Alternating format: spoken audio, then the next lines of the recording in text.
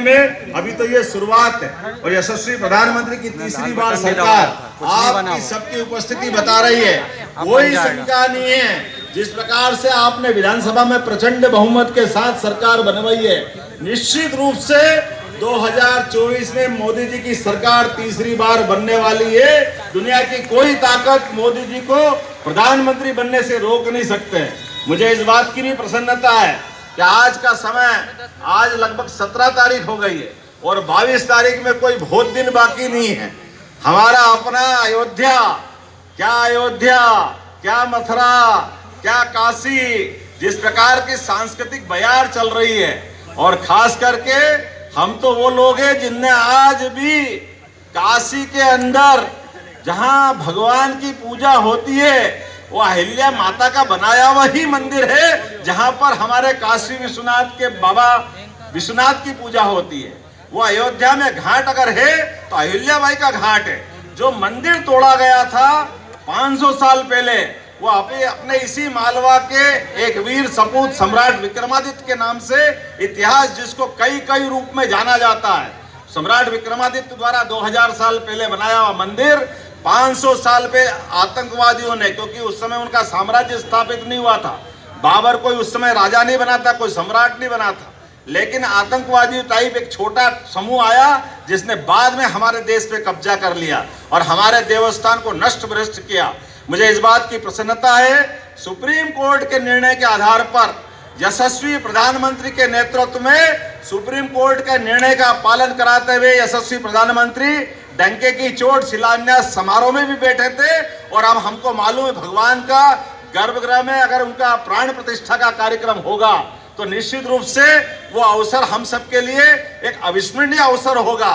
कई पीढ़ियां खप गई हमारे 500 साल के संघर्ष में, लेकिन आज वो समय आया है। और कैसे आश्चर्य की बात है, दुनिया के कई देश, मॉरिशस, इंडोनेशिया, कई देश उस अवसर पर अपने हिंदू धर्मावलंबियों को छुट्टी घोषित कर रहे हैं, वो मौका दे रहे हैं। वो दुर्भाग्य के साथ हमारे यहाँ एक दल विशेष के लोग ऐसे प्रमुख अवसर पर भगवान के उस मौके को, कितने अभागे ये लोग, कह रहे हम तो निमंत्रण ठुकरा रहे हैं। अरे निमंत्रण नहीं ठुकरा रहे, तुम्हारी बुद्धि भ्रष्ट हो गई है, जनता तुमको छोड़ेगी नहीं। ये जो पाप आपने किया है, बताइए कोई सोच सकता है ऐसा क्या? कोई निमंत्रण किसी को देता तो निमंत्रण के प्रति श्रद्धा दिखाना ये दोनों पक्ष के लिए जरूरी होती, खास करके निमंत्रण जिसको पहुंचता उसके पास, लेकिन प्रेम भाव से दिया हुआ निमंत्रण। और ये तो निमंत्रण देने वालों का कितना उदार भाव होगा कि निमंत्रण देने वालों को भी मालूम था कि सदैव कांग्रेस ने भगवान राम के मंदिर के बनने को मामले को उलझाए रखा।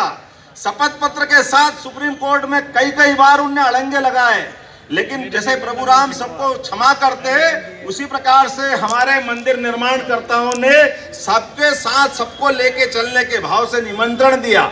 लेकिन किस ढंग से ठुकराया गया निमंत्रण। अरे आते तो आते, नहीं तो मत आते, लेकिन आने के बजाय आपने ये बड़े बहुसंख्यक समुदाय की जो भावनाओं का आहत किया है, निश्चित रूप से कांग्रेस को माफी मांगना पड़ेगी। कांग्रेस को अभी भी समय है, उनको पुनर्विचार करना चाहिए। कोई ऐसा होता है कि हम में से, आप में से कई लोगों को निमंत्रण मिलते हैं, कभी कोई निमंत्रण ठुकराता है और लिख के देता है कि भैया हम नहीं आएंगे, ये नहीं आएंगे, ये तुम्हारा अहंकार बोल रहा है, ये तुम्हारा घमंड बोल रहा है। एक ऐसी आंधी उठेगी, इनके आते पते नहीं लगेंगे निश्चित रूप से जिनने ये पाप किया है। मैं आज के अवसर पर आप सबके माध्यम से एक बार फिर आह्वान करता हूं, जिसकी जैसी बुद्धि वो वैसी रखे। हम तो इस पूरे प्रदेश में वो सारी घटना याद करते हैं, और आज भी परमात्मा की दया से ये सरकार लगातार पूरा 7 दिन का अभियान लगा रही है। 21 तारीख से 26 तारीख सभी देवस्थान पे हम विद्युत सज्जा करेंगे, सभी प्रकार के आयोजन कर रहा है, जिसमें राम मंदिर के इस घटनाक्रम को हमारे पूरे 8.5 करोड़ प्रदेशवासियों को जोड़ना चाहते हैं। तो मैं उम्मीद कर रहा हूं आज के इस अवसर पर आपसे आह्वान कर रहा हूं, हम और आप सब मिलकर तैयार रहें। आने वाले 22 तारीख को एक नई दिवाली हमको मनाना। बोलो तैयार है? जय जय श्री राम। अगर तैयार हैं तो खड़े हो जाए और मुट्ठी बांधे और अपने यहाँ उपस्थिति में संकल्प लें। निश्चित रूप से हम 22 तारीख को हमारे राम भगवान के मंदिर के गृह प्रवेश के अवसर पर वो ऐतिहासिक घटना को अमर बनाएंगे। अगर आप तैयार हैं तो दोनों हाथ बांध करके, मुट्ठी बांध करके मेरे साथ जयकारा लगाएं। जय जय श्री राम, जय जय श्री राम। भारत माता की, भारत माता की। बहुत बहुत धन्यवाद। बहुत बहुत धन्यवाद। और अंतिम सोपान पर आभार।